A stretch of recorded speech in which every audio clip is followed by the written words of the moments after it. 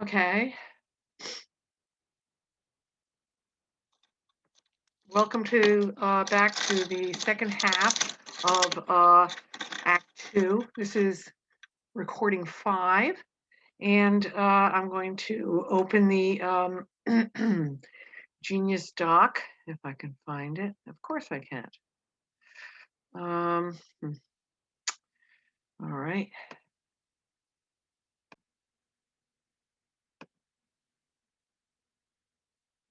So we left off where Mary Warren had come home and said that there were a number of people who were imprisoned and people were charged to be hanged. And when Proctor started yelling at her, she said, Elizabeth was accused. Goody Proctor was accused. And I said, no, I haven't seen any such thing in the house. And then, of course, Elizabeth presumes that it's Abigail who is accusing her and says that you must go into town and talk to Abigail and tell her that she's got to stop this. And so Proctor says he will. But just then there's a knock on the door and in comes Reverend Hale. And Reverend Hale says, how is it possible? Reverend Hale says, I'm just coming by to speak to you because there's things that are not good. And so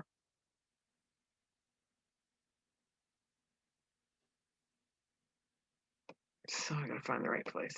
Okay, so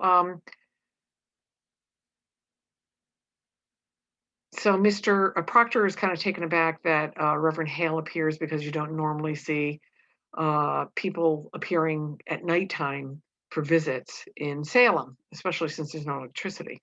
So Proctor is still, he says, why, Hale, good evening, sir. Come in, come in. And Hale says to Elizabeth, I hope I didn't startle you. No, only I didn't hear horse. You are a good wife, Proctor? And Elizabeth says, and Hale nods and says, I hope you're not off to bed yet. And Proctor, setting down his gun, says, no, Hale, come further in the room. And Proctor tries to explain his nervousness. We are not used to visitors after dark, but you're welcome here. Will you sit down?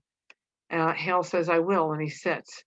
Good wife Proctor, she does never letting him out of her sight. There's a pause and Hale looks about the room. Proctor, to break the silence, says, we have some cider, Mr. Hale. No, it rebels with my stomach. I've some further traveling yet tonight. Sit down, sir. Proctor sits. I will not take long, but I have business with you. Business of the court? No, of my own, without the court's authority. Hear me. He wets his lip. I know not if you are aware, but your wife's name is mentioned in court. And then Proctor says, we know of it, sir. Our Mary Warren told us. We are entirely amazed. I am a stranger here, as you know. And my ignorance, I find it hard to draw a clear opinion of them that come accused before the court. And this afternoon, and now tonight, I go from house to house. I came from Rebecca Nurse's house, and Elizabeth's shocked. Rebecca's charged? Hexa, God forbid such a one as she is charged. She, however, is mentioned somewhat. And then Elizabeth says with an attempt to laugh, you'll never make me believe, I hope, that Rebecca has trafficked with the devil. Hale says, woman, it is possible. And Proctor's taken aback. Surely you cannot think so. And then Hale says, this is a strange time, mister. No man may longer doubt the powers of dark are gathered in monstrous attack upon this village. There's too much evidence now to deny it. You will agree, sir? And then Proctor, he's saying, are you in agreement that the devil and witches are here in the village? And then Proctor, being evasive, says, I have no such knowledge in that line, but it's hard to think so pious a woman could be secretly a devil's bitch after 70 years such good repair. But the devil's a wily one. You cannot deny it. However, she is far from accused, and I know she will not be. There's a pause. I thought, sir, to come and ask questions as a Christian character of this house, if you'll permit me to do. By the way, this word wily will probably end up in your vocabulary.com. And wily means sneaky. Like they remember the wily coyote that was always trying to catch the roadrunner. And so wily actually means sneaky. And at one point in the Odyssey, they call Odysseus wily. So it's supposed to be crafty, sneaky. Proctor is cold and resentful at the fact the Hale saying we're looking at the Christian character of this house. While we have no fear of questions, sir. And Hale says, good then. He makes himself more comfortable. In the book of record that Mr. Paris keeps, I note that you are rarely in church on Sabbath. And Proctor says, no, sir, you are mistaken. And Hale says, 26th time in 17th month, sir. I must call that rare. Will you tell me why you are so absent? So this is, if you're a decent Puritan, you go to church regularly and you recognize the authority of the church. Proctor says, Mr. Hale, I never knew I must come to account to that man, meaning that minister, Paris, who he doesn't like. For I come to church or I stay at home. My wife's been sick this winter. And Hale said, so I am told, but you, mister, why did you not come alone? Then Proctor said, I surely did come when I could, and when I could not, I prayed at home. Mr. Parker, your house is not a church. Your theology must tell you that. And Proctor says, it does, sir, it does, and tells me that a minister may pray to God without he have golden candlesticks upon the altar. Remember I was telling you about when Sinners in the Hands of an Angry God, where the Puritans believed everything should just be, you shouldn't worship false gods like money. And he thinks that the fact that Paris demanded there were golden candlesticks on the altar makes him, he's got things about Paris he doesn't like, and he's localizing them to Hale at this point. What golden candlesticks? Proctor says, since we built the church, there were pewter candlesticks upon the altar.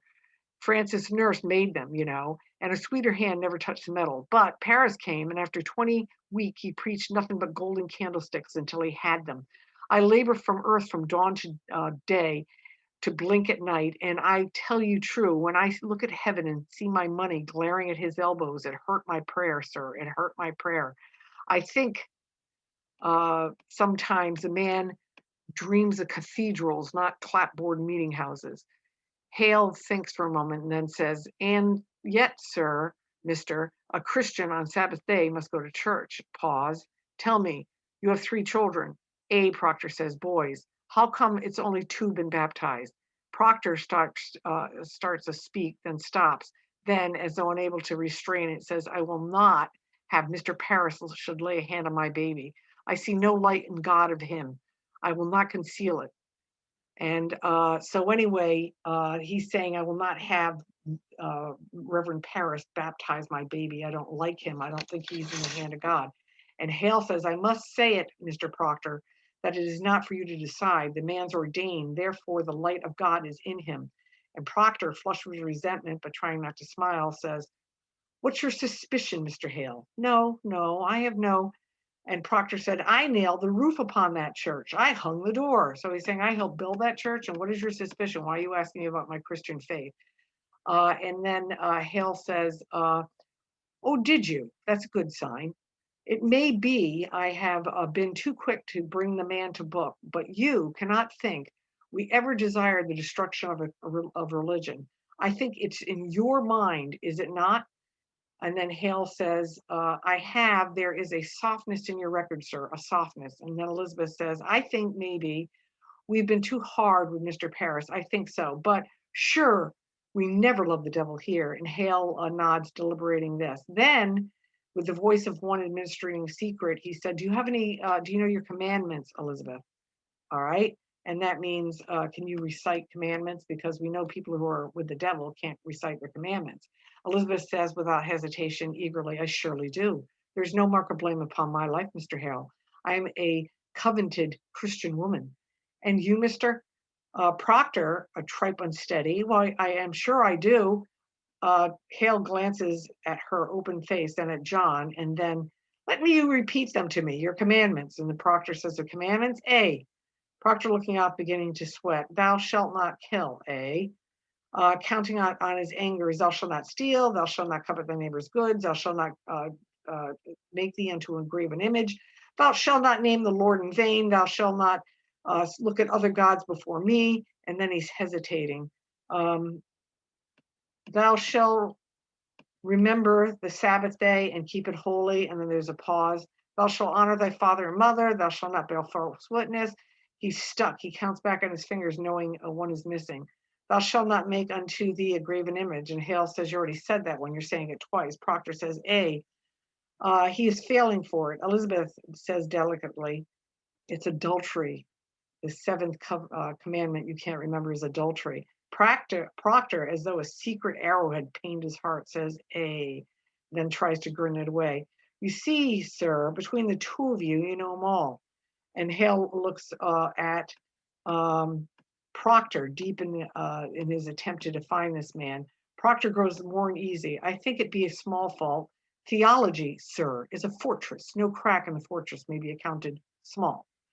He rises. He seems worried now. He paces a little in deep thought. Proctor says, there is no love of Satan in this house, mister. Then Hale says, I pray it. I pray dearly. He looks at both of them in an attempt to smile on his face, but his misgivings are clear. Well, then, I'd bid you good night. Elizabeth, unable to restrain herself, says, Mr. Hale, he turns, and I do not think you are suspecting me somewhat. Are you not?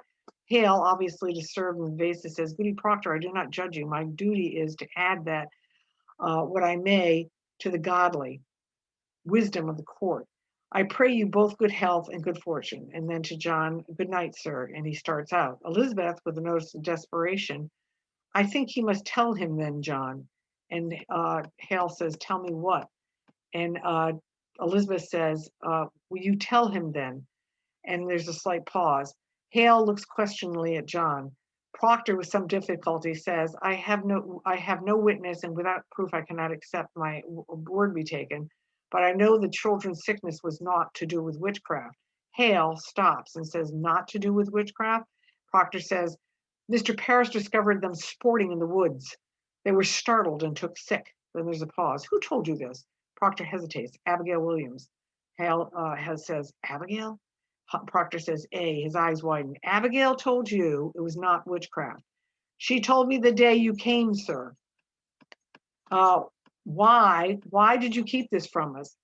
I never knew until tonight that the world has gone daft in this nonsense. Nonsense, mister? I have it myself explained. Tituba, Sarah Good, and numerous others that have confessed to dealing with the devil. They've confessed to it. And Proctor says, why not if they're going to hang by denying it? There are them that will swear to do anything that they don't hang. Have you never thought about that? Hale says, I have indeed. It is my own suspicion, but he resists it. He glances at Elizabeth and at John, and he says, you would testify to this in court? I had not reckoned about going to court, but if I must, I will. Do you falter here? I falter nothing, but I may wonder if my story will be crafted in such a way in court.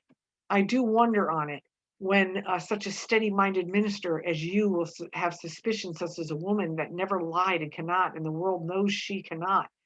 I may falter somewhat, mister. I am no fool. Hale quietly, he's impressed.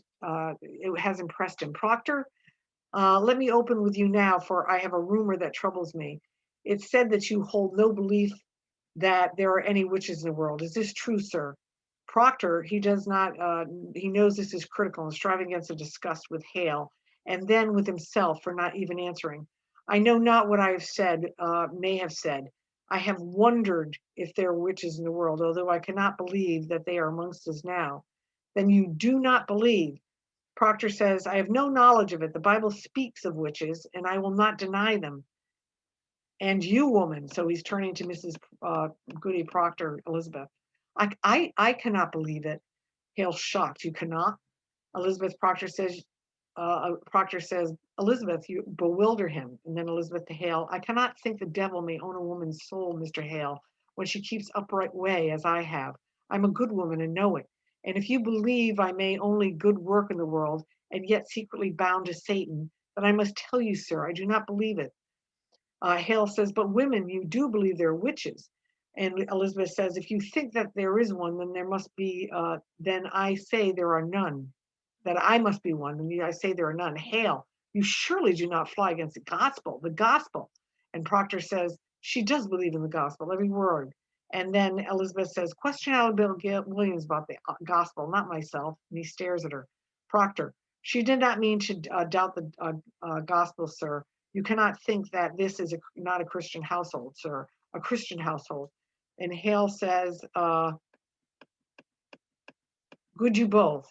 Let the third child be quickly baptized, and you without fail every Sunday in Sabbath prayer, and make a solemn, quiet way among you, I think. Giles Corey appears in the doorway. Giles, John, Proctor. Giles, what's the matter? They take my wife, says Giles. Francis Nurse enters. Giles and his Rebecca. And Proctor to Francis. Rebecca is in jail? And Francis says, Cheever came and took her in the wagon. Only now does it come to jail, and they're not even let us to see them. Then Elizabeth says, surely they've gone wild, Mr. Hale. Francis going to Hale. Reverend Hale, can you speak to the deputy, the governor? I assure he mistakes these people. And then Hale says, calm yourself, Mr. Nurse.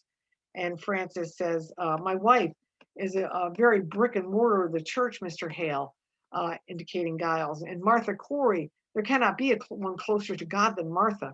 How is Rebecca charged, Mr. Nurse? Francis was mocking half-hearted laugh. For murder, she's charged for murder, mockingly quoting the warrant. For the marvelous supernormal natural murder of Goody Putnam's babies. What am I to do, Mr. Hale? Hale turns from Francis, deeply troubled. Then, believe me, Mr. Nurse, if Rebecca Nurse is tainted, then nothing's left to stop the whole green world from burning. Let you rest upon the justice of the court. The court will send her home, I know. Francis says, you cannot mean that she will be tried in court. And then Hale pleading, Nurse, though our hearts break, we cannot flinch. These are new times. There's a misty plot afoot, so subtle that we should be criminal to cling to old aspects and old friendships. I have seen too many frightful proofs in court. The devil is alive in Salem. We dare not quell to follow wherever the accusing finger points. Then Proctor gets angry. How may such a woman murder children? Hale in great pain. Man, remember, until an hour before the devil fell, God thought he am beautiful in heaven. Then Giles said, I never thought my wife a witch, Mr. Hale. I only said she was reading books. And Hale says, Mr. Corey, exactly what complaint was made against your wife?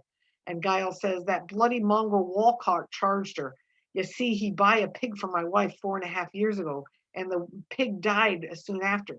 So he comes dancing in this money, asking for his money back. So my Martha says to him, Walcott, if you haven't got the wit to feed a pig properly, you'll not live to have too many, she says. Now he goes to court and claims that from that day on, he can't keep a pig alive for more than 4 weeks because Martha bewitched him with her books.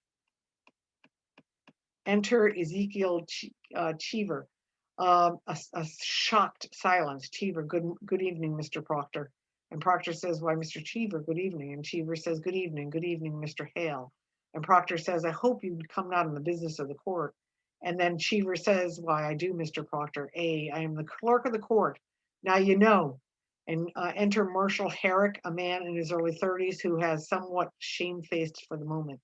Giles, it's a pity, Ezekiel, that an honest tailor must be made into, might have gotten into heaven, must now burn in hell. You'll burn for this, do you know? And Cheever says, you know yourself, I must do as I'm told.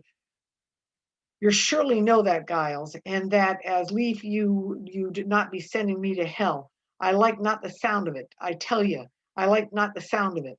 He fears Proctor, but starts to reach inside his coat. Now, believe me, Proctor, how heavy the law is, all the tonnage I carry on my back.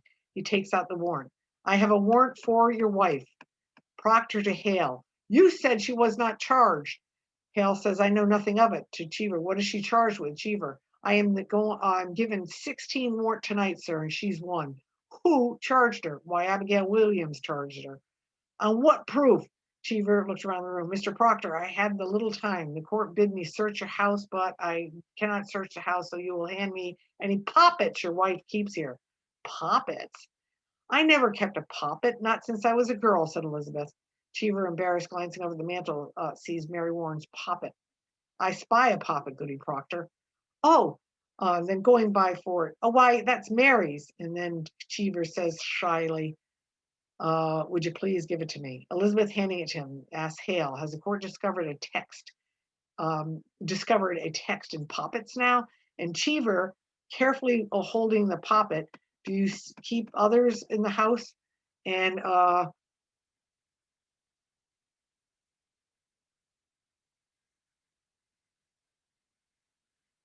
So I don't know who this is. This must be Elizabeth.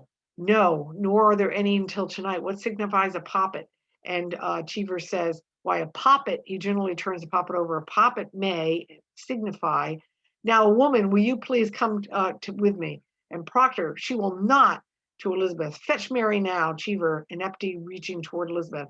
No, no, I am forbid to leave her uh, from my sight. Proctor pushing his arm away. You'll leave her from your sight, not of your mind, mister. Fetch Mary. Elizabeth, go upstairs. Hale, what signifies a poppet, Mr. Cheever? Cheever, turning the poppet over in hands. Why, they say it may signify that she, and he lifted the poppet skirt and his eyes widened in astonishing fear. Why, this Proctor reaching for the poppet. What is it? He draws a long needle out of the poppet. It's a needle. So basically what happened is uh, Elizabeth Elizabeth Proctor is accused of like voodoo, where you stick a pin in something, and when you stick the pin in it, you make another person feel pain.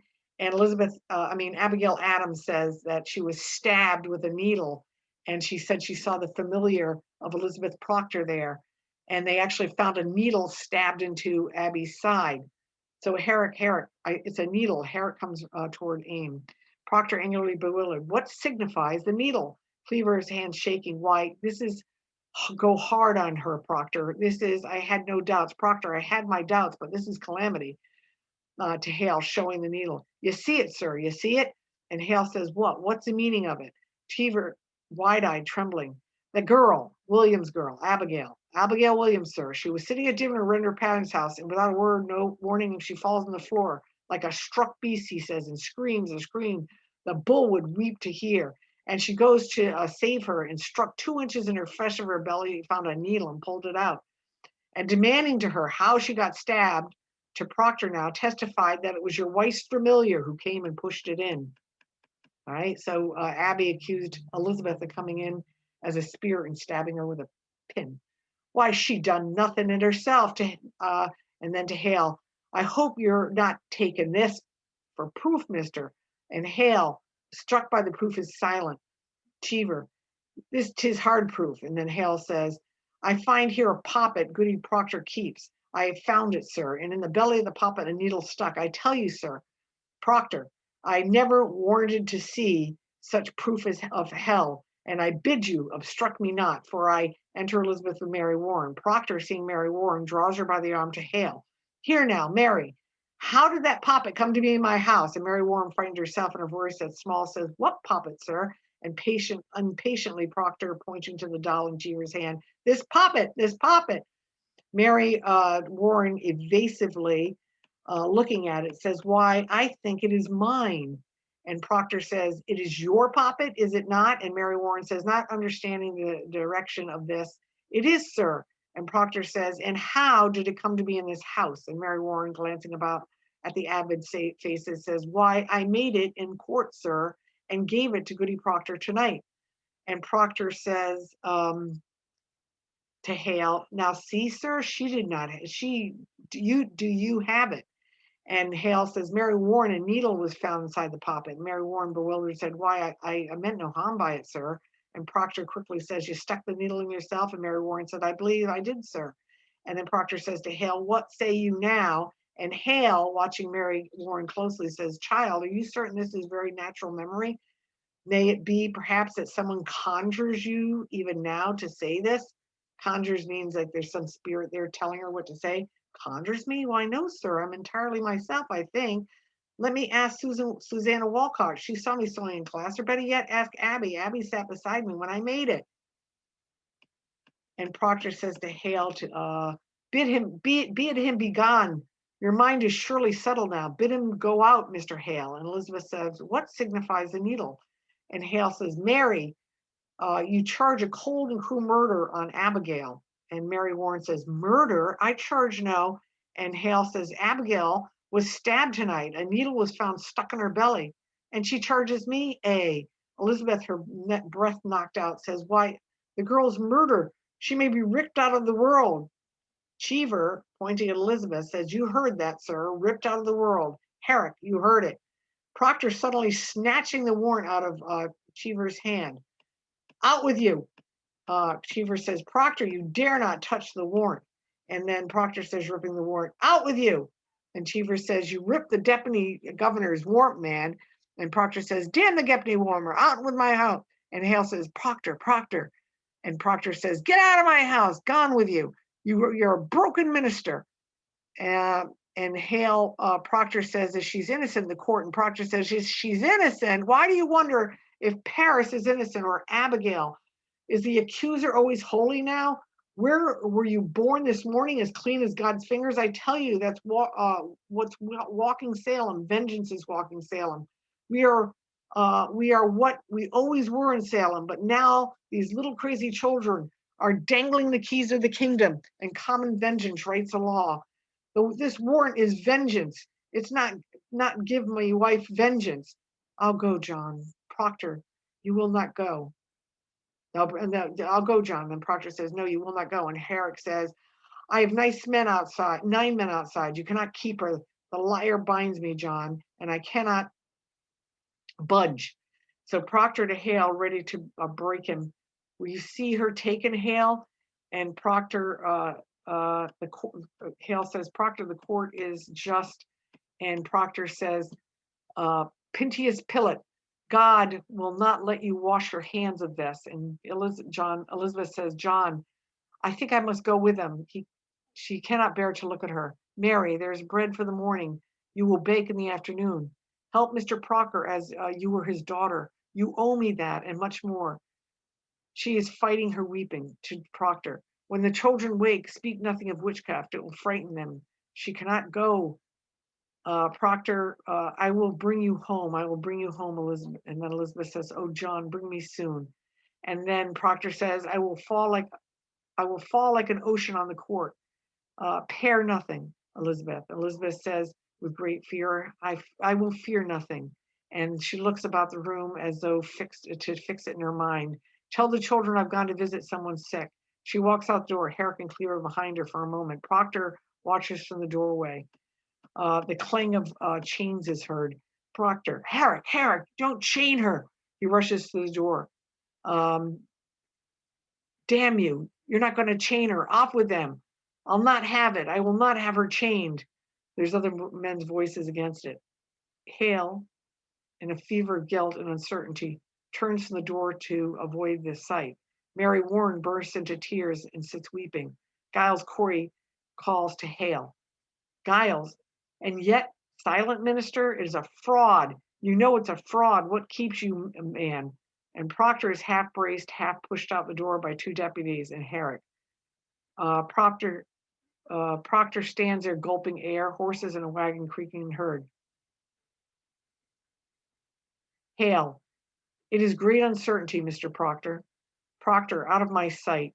And then Hale says, charity, Proctor, charity. What I heard in her favor, I will not fear to testify in the court.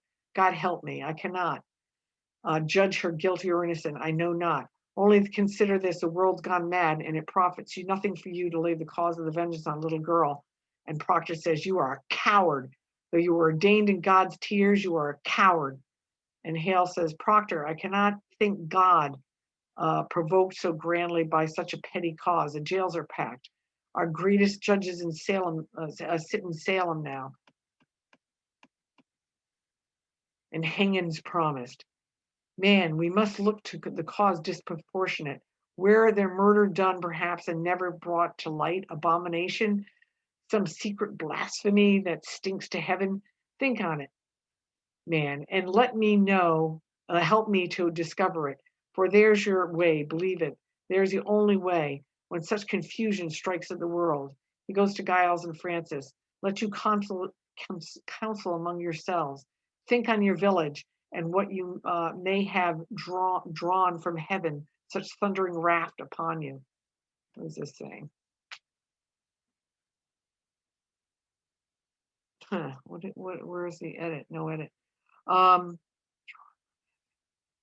What caused heaven to thunder down with wrath upon you? So for some reason, God's angry at you. I shall pray God open his eyes. Hale goes out. Francis, stuck by Hate's mood. I never heard no murder done in Salem. And then Proctor says, he has been reached by Hale's words. Leave me, Francis, leave me. Giles shaken. John, tell me, are we lost? Proctor, go home, Giles. We'll speak tomorrow. And then Giles says, let me think on it. We'll come early, And Proctor says, go on, Giles. Giles, good night then, good night. Giles Corey goes out. After a while, Mary Warren, a fearful squeak in her voice, says, they very likely they'll let her come home once they've given proper evidence. And Proctor says, you're coming to court with me, Mary, and you'll tell the court.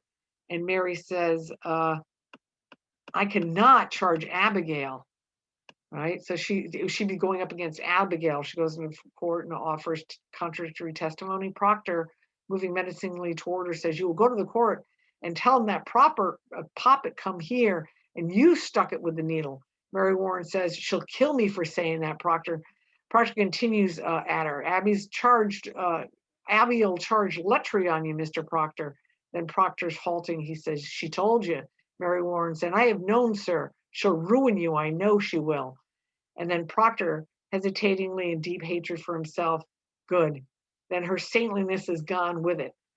Mary. So in other words, if she says that Proctor had relations with her, then the whole court will know that this unmarried young girl, while living in Proctor's house, had relations with Proctor. So that's why he's saying good, then her saintliness will be gone. Mary backs from him. We will slide together into our pit. You will tell the court what you know. Mary Warren in terror says, I cannot. They will turn on me. That means all the other girls, they'll start saying things about her, and she'll be the next one up for a hanging. Proctor strides over to her and is repeating, I cannot, I cannot. My wife will die for me. I will bring your guts into my mouth, but that goodness will die for me. Mary Warren struggling to escape him. I cannot do it. I cannot. Proctor grasping her by the throat as though he would strangle her. Make your peace with it. Now hell and heaven grapple with the backs, and all of the penance is ripped away. Make your peace with it.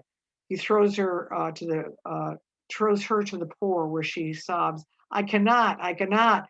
And now half of himself staring, turning to the open door. Peace. It is a providence and no great change. We are only what we always were, but naked now. He walks as though toward a great horror facing the open sky, naked. And the wind, God's icy wind, will blow. And she's over and over again. Oh, pardon me. And the girl cries over and over again, sobbing, I cannot, I cannot. And the curtain falls. Okay, so that's the end of Act 2. And I think this took another half hour. I wonder how long this play is on stage. Boy, this is taking a while, huh? So anyway, that was the end of Act 2 and the end of the 5th recording. And I shall see you tomorrow morning in class. I'm going to have a class on Monday, and hopefully you're going to be watching these installments.